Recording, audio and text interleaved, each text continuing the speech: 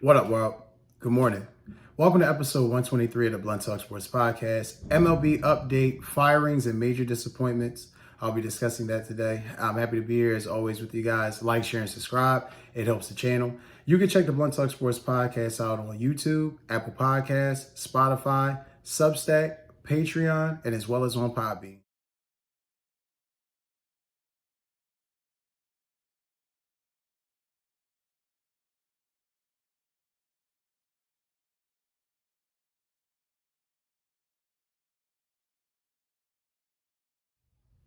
Don't forget to hit that like, share, and subscribe button. Thanks. Happy to be here on this beautiful June 3rd, 2025. Bringing this, like I said, this MLB episode, this MLB update episode. This episode will be more or less discussing the firings and major disappointments so far in the MLB season. I definitely did a deep dive on this. Some things that kind of startled me, some things I kind of expected, and a little bit of in between. And then we'll get into an article that Keith Law also had from The Athletic. Are college coaches abusing pitchers' arms? Which I think is something that definitely needs to be dived into and touched on, but we'll definitely get into all that today. Before we do, definitely want to give a shout out to one of the major friends of the show, Sony PlayStation. If any of you guys know or avid watchers of the show, you guys know that I'm a huge PlayStation fan. One of the major things right now Sony has as a promotion is the Sony Days of Play. It started May 25th. It ends June 25th. I implore you to check the description box in the video for this video. The links will be in the description. Definitely check it out. It's a huge sale they got going on. A lot of classics, a lot of greatest hits, a lot of things that I was even shocked to find on there. So I definitely implore you to check it out. Sony PlayStation, more than a game. All right, guys. So hopping into this episode, baseball season has been crazy so far. As you're watching this episode, like I said, it's June 3rd, 2025. The Yankees, my beautiful, beautiful, beautiful Yankees so far, having a great season. Just wrapped up a 3-game set in LA. Did not win the series set, but had a strong finish on Sunday Night Baseball. Loved it. Did not love the ass whooping they took Sunday. That was definitely tragic, but nonetheless, didn't really want to talk about the good teams today. I didn't want to talk about all the teams that's doing well. I'll have an episode on that coming for you in a little later, but I really wanted to talk about the teams that have been so far up to this point, major disappointments that have led to their coaches being fired, or questions about management, or questions about the existing talent on the roster even staying. So diving into all of that, we're going to touch on, like I said, in this article, some of this stuff, this content that you'll have in the description box will be a link for it. It's from The Athletic. I implore you to check it out. Talking about teams that have been major disappointments, I would be remiss if I did not start off with the Colorado Rockies. What a fucking dumpster fire. 10-50, which they're on pace to have the worst record ever in MLB history. It's quite startling. Bud Black, beloved manager there in Colorado, has been a figure of the franchise there for a long time, was fired after a 7-33 start. And actually was fired on the day that he won, which is even more indicative of how shitty their season has been. It's very simple. What's the future look like for this franchise? They have pillaged their farm system. The fact that they still charge people to come to their games is atrocious. People should come for free. I mean, I was watching the Yankees-Rockies series a couple weeks ago, and the only reason that building was packed is because the Yankees were in town. No one wanted to see that baseball team. I mean, there is nothing there. I mean, I've watched games where they score 4 runs and give up 9. Score 1 run, give up 12. It's like, there's no way. I mean, they're the worst. I do believe they're going to be the worst road team ever in the history of Major League Baseball. There is no way in fucking hell anybody deserves to have to sit through 9 innings of that bullshit. There are minor league baseball teams that play harder than the Rockies have this year. So, and I'm talking about AAA clubs. So, be that as it may, their farm system is shit. They need a new voice. They need a new coach. I would argue when your team is that bad, just clean fucking house. I mean, what do you really have? I mean, you don't have anything to hang your hat on. And this is a proud franchise. I mean, they haven't won tremendously, but they have been better within the past, relatively 15 years, 20 years. I remember growing up, they, weren't really much of anything. And then eventually they started to put it together. And I get it. Colorado, excuse me, is not New York or LA or Boston or even Miami, Florida for that, let alone that example, or Detroit. I get it. But the farm system has always been the key in baseball. And when you deplete your farm system and you get rid of draft picks as if you don't need them, as if your farm system is just immaculate, you find talent under rocks out there in the Rocky Mountains, it's a fucking joke. I don't understand what really the objective is here. Quote from Dick Monfort. He said, only play so far this season is, our play so far this season, especially coming off the last 2 seasons, has been unacceptable. No shit. No shit. I mean, what is anyone to do with that? Like, that's obvious. That's obvious. Our fans deserve better, and we are capable of better. While we all share responsibility in how this season has played out, these changes are necessary. We will use the remainder of the 2025, obviously, season to improve where we can on the field and to evaluate all areas of our operation so we can properly turn the page into the next chapter of Rockies baseball. That instills no confidence. It's going to be a while. It's going to be a while. I mean, I don't know if they could be any worse next year than what they are right now, but yeah. Is very dark times in Colorado for the Rockies. And I feel bad because I feel like, all, small market franchises, fan bases, they deserve an opportunity to win at some point. This is just like, it's not that they're not trying. They're just not even fucking good enough. I mean, let's be honest. We all expected the A's to be worse than the Rockies. The A's have a record similar to the Baltimore Orioles, which is disappointing as well. I'll touch on them next. But it's a shit show in Colorado. Going next, we're going to Baltimore. Definitely a major disappointment here. Currently, let's see, their record is 22-36. Manager Brandon Hyde was fired on May 17th. That's never a good look. Never a good look. Underperforming. I mean, for lack of better words, not even close to what they were supposed to be. After several good postseason runs and looking good and putting out, decent product of baseball and a contending team at least, especially the AL East, which is a very hard division. They have definitely underperformed to start the season. They're looking for a new future. They're looking for a new voice. They need it.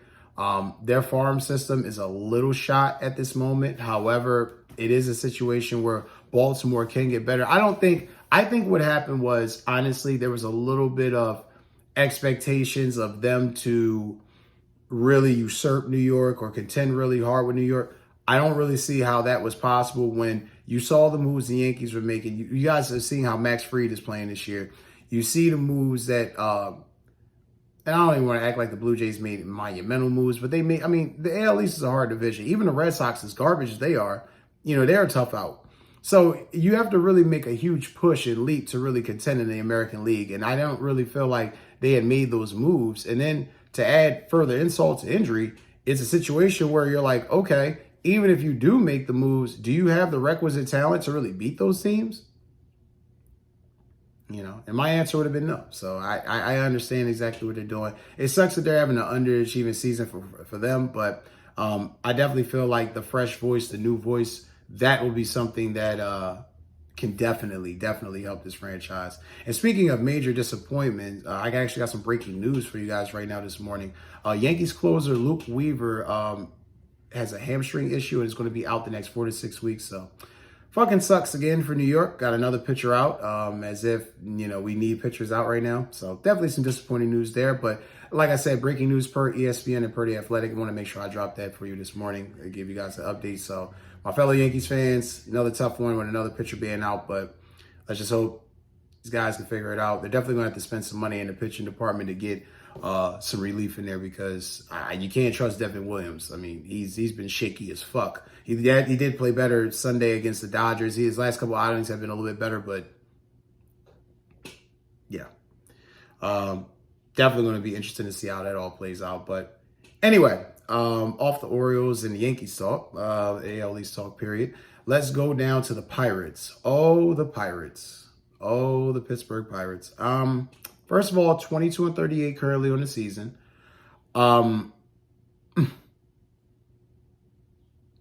It just really seems like Ben Sherrington doesn't have a fucking clue as to what he's doing. with this franchise. Derek Shelton was fired after being in the midst of a 7-game slide. We all knew when this was going, we all knew if anybody follows the Pirates, anybody follows baseball, we all knew this was going to happen. The coach, the manager was going to take the blame. The owner is not going to take the blame. This is just obvious. On top of it, it's the same old Pirates. It's the same old bullshit. And the sad part is that fan base deserves so much fucking better. So much better. I mean, every year they have to sit there and watch a cheap owner play cheap tactics, at some point build the farm system up where you have a player that's competent enough, whether it's Garrett Cole, this time now it's a Paul Skeens. You got a guy like that in the rotation. He's an ace. You don't have anything around him. There's nothing for him to really feel confident about what he's doing, him applying his effort, applying maximum effort each game, each time he's out there. And then what happens? The owner just, we're going to fire the manager. We're going to assess blame. We're going to place blame everywhere. We're going to get things right. And then for Ben Cherington to say, quote, this move is to fix this situation now, bro, you are the problem. You are the problem. Meddling owners don't seem to ever really realize that, managers, meddling owners, they don't really seem to realize that they are the problem. Being the general manager of this franchise, let's be honest, what has he really done? I mean, this team has not gotten better in any way, shape, or form. If anything, since I've been noticing, they lose talent. They're at the bottom of the league as far as rankings in a lot of positions. It's just same old Pirates. Same old fucking Pirates. And, I mean, really think about it. Are they better than them? Can they beat the Mets? Can they beat the Phillies? Can they beat any of the top teams in the National League? Are they better than the Braves? I mean, this is all obvious no's. So you put yourself in a situation where, hell, you're not even better than the teams in your fucking division. So it's, it's a situation where honestly, you got to really think where major wholesale changes needed in Pittsburgh. There's no way you continue to put a product out there like that and expect people to keep showing up. And then you disrespect Roberto Clemente by moving, the shrine that they have on the wall out there in the park for him for a fucking liquor brand ad. That's just cheap, needing money. It just looks bad. It just looks bad. So I feel bad for the Pirates fans. As far as Paul Skeens is concerned, I do think he's going to get traded. I mean, there's a history of this with the Pirates. They fucked the team up so badly that they have to make a move, which is typically getting rid of their best pitcher or their best hitter to acquire more talent or draft picks, which are going to then put them in the same boat to replicate the same fucking process. So wash, rinse, repeat for the Pirates. But yes, I definitely feel like Paul Skeens gets traded. I don't know if it'll be at this deadline this year. I think Ben Cherington and the owner of the Pirates are going to play hardball and try to, save face and make it seem like, he's a stalwart, someone that they want there to be a pillar of the organization. Make no mistake, they're going to trade him for something, draft picks, a sandwich, something that's not even going to compete or be comparable to his talent. So need not worry, Pirates fans. Wash, rinse, repeat, same old shit. Next, we're going to talk about those Texas Rangers who have been a utter fucking disappointment this season. In context, because the Sacramento A's, I was almost caught myself and said Oakland A's, Sacramento A's now, soon to be Las Vegas A's, are in the same division as this team. For their records to be similar is quite astonishing. The Rangers early in the year fired the offensive coordinator, Donnie Ecker. They did hire a 14-year vet, 3-time All-Star Brett Boone, which again makes complete sense. Proven hitter, Hall of Famer. Soon to be Hall of Famer. But again, makes complete sense because this guy is a proven hitter, knows what he's doing, could coach it. The offense had gotten a little bit better. They have had a little bit of an uptick in home runs. However, they're still at the bottom of the league in batting average. Can it improve? At this point, maybe. I mean, granted, we're not at the All-Star break yet. We still have a month, All-Star break's next month. So you still got pretty much a month of baseball before you can even get to that point. I don't really see them changing it around. I mean, their record is not even that much different than, or that much further away than the A's.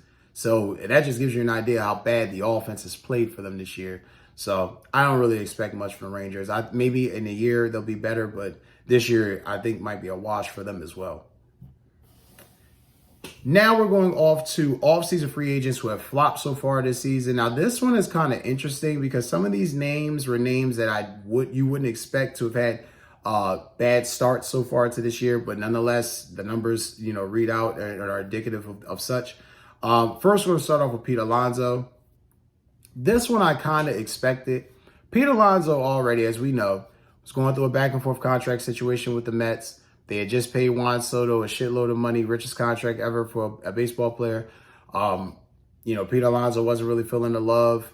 He was flirting with other teams. I'm pretty sure his agent was putting out there rumors of him potentially being with other teams and going to potentially other places. But nonetheless, he has not had the season that he has wanted to have. That has definitely been a disappointment, especially with having Juansoto there. You think that his numbers would have increased. It hasn't. Also, the fact that you think the Mets are a very good team, but I think something that didn't get put into perspective when they were, going about this, Alonso's a good hitter, but when you got Juan Soto making comments early in the year about I had Aaron Judge, now I got, pretty much this guy, doesn't look great. And then he's not really having the season that, Juan Soto, he, next on the list. He's the one that's definitely, I would not say he's having a bad year by any stretch of the imagination, but we got to admit, we thought it might be better. He's not having the year he had last year or the year he had that last year with the Padres. I mean, to give you a great example, give me one moment, I'll pull up his stats. Let's look here. This year, he's at 214 at-bats. He's got 38 runs, 50 hits. So, again, not bad, but he's batting 23%. Not great. Now, in comparison to last year, he was batting 28%. The year prior, with the Padres, almost 27 and a half, almost 28%. So, you have to go all the way back to the Nationals with Juan Soto where he was doing over 30%. However, that 28% is probably his average in a good lineup.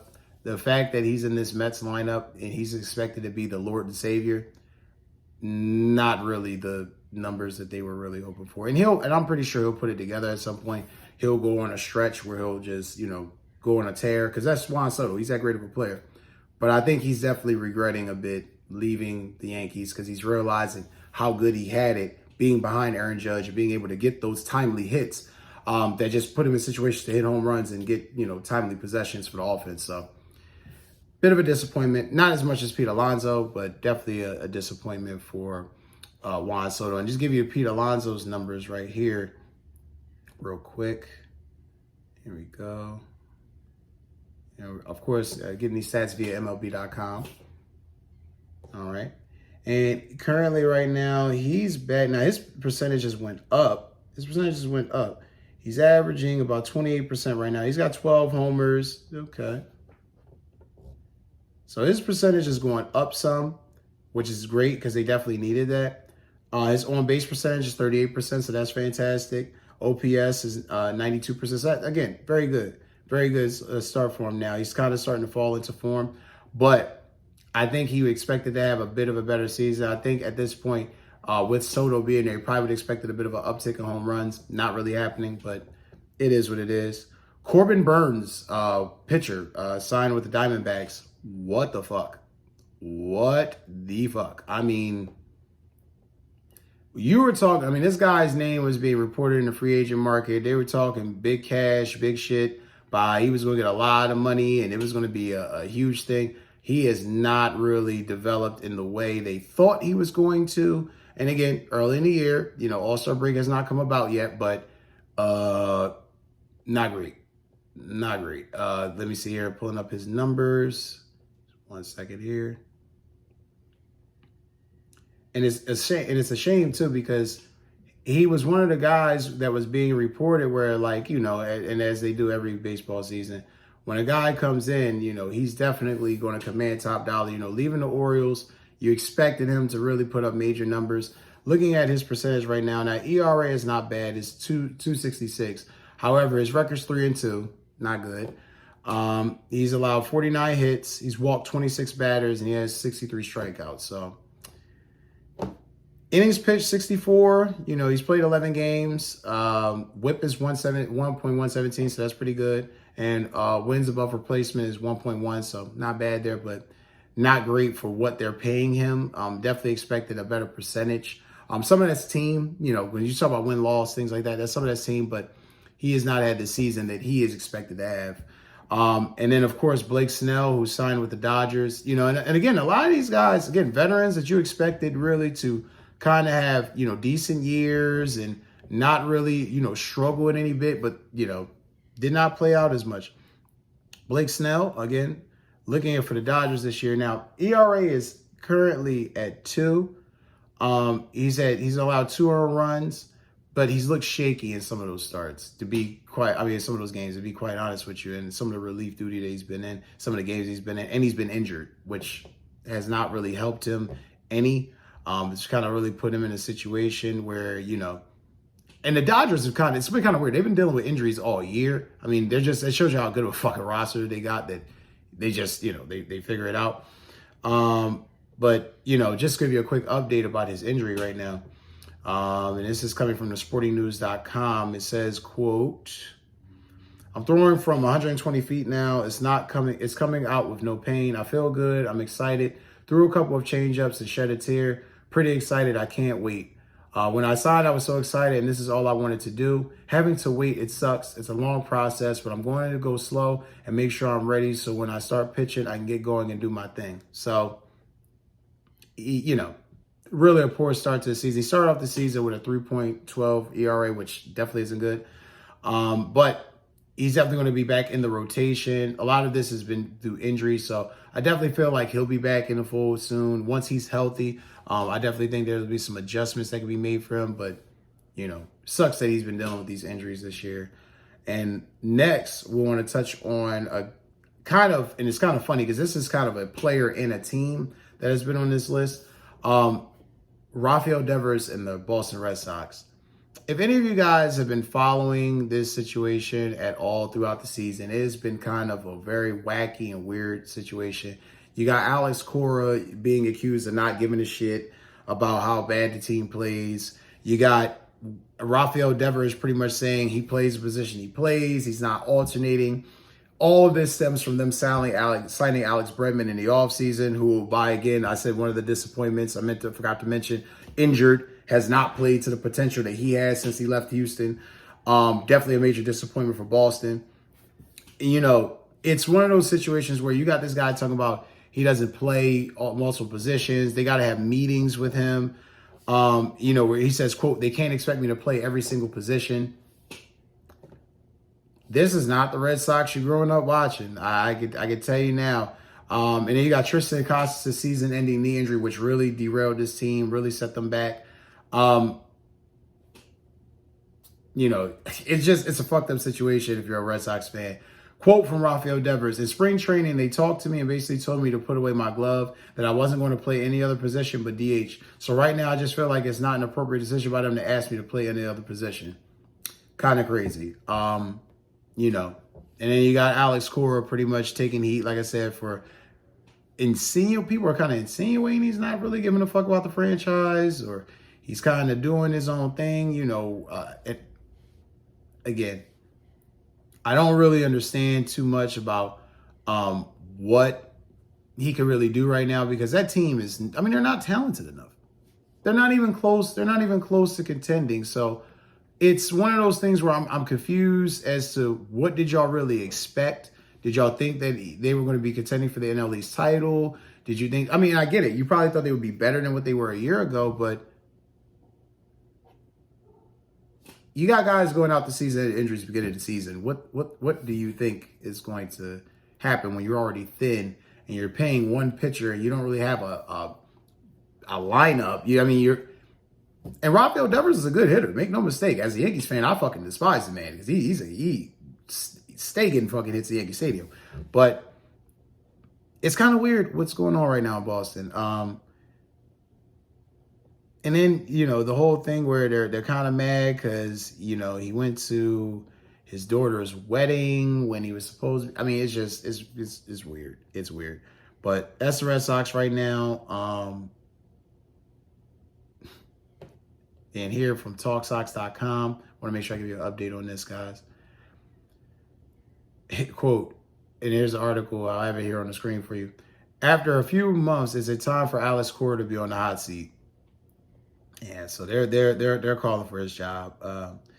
You know, they're pissed about the injuries with the Chris Price, Nathan Eovaldi, David Price, Chris Sale, David Price, excuse me. You know, they're just going through the list of guys that just have been injured and been let go. Obviously, Mookie Betts, that's probably the one that stings the most. You know, but they haven't really replaced any of these guys, and even with those guys, the team won 84 games. So it's just one of those seasons where that, you know, that, and I'm going back a couple years, of course, but this team is just really a bad team. They haven't really been a semblance of themselves for like 5 years now. So interesting to see what's going to happen there, but I definitely think it's very crazy times in Boston right now. Next, we're going to talk about Pete Rose being reinstated by Rob Manfred. And the ultimate question is, should he be in the Hall of Fame?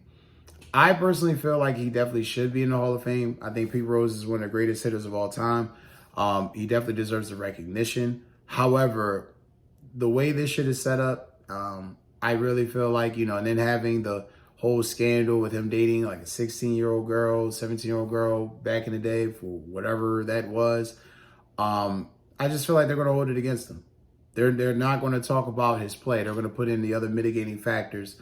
The whole betting on baseball thing shouldn't even be counted anymore, being that he's been reinstated. But, you know, people in that industry have very long memories, and they don't tend to forget things like that. But Pete should definitely be in the Hall of Fame. I think it's fucking travesty that he's not.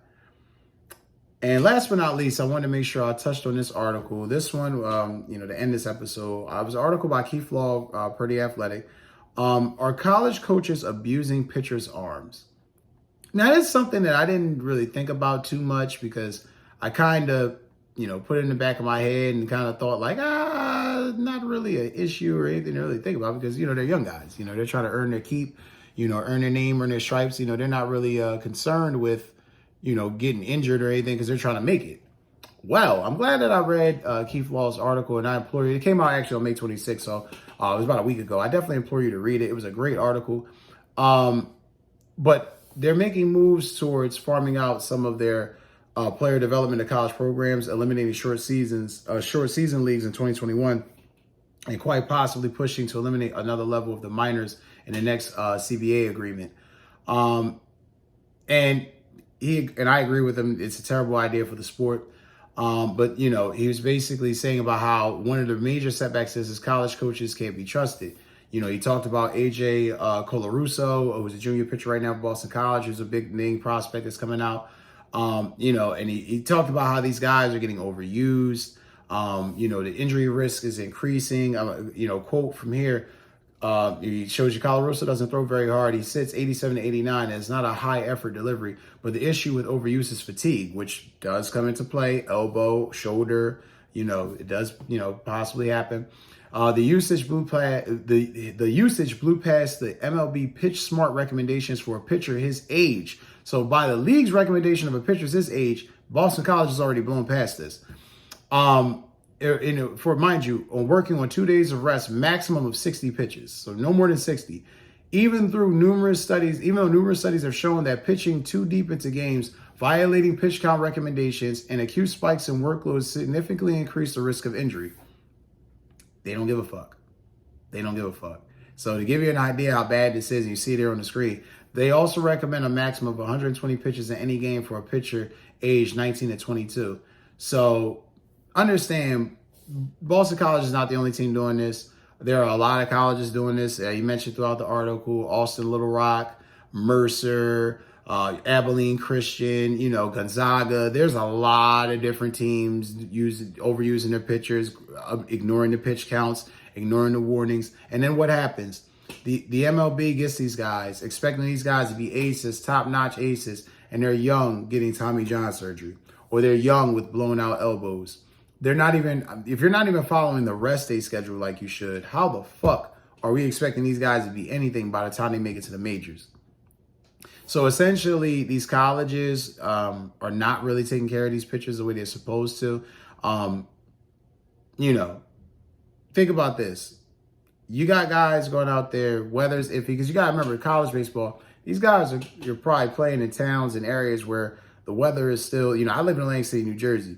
Typically in the daytime in the spring, it's anywhere between 60, 70 degrees on a good day, a good sunny day. But there's days like it was this past weekend where it could dip below 40. It could dip between 50 degrees. And you got guys throwing pitches on nights like that where the body could stiffen up. It's not really a good look. Really confusing as to what the fuck is going on there. But that's going to do it for this episode. Like I said, you guys definitely check out the articles and links in the description box of this video. Thank you guys for always watching. Don't forget to like, share, and subscribe. Take care and enjoy the rest of your day.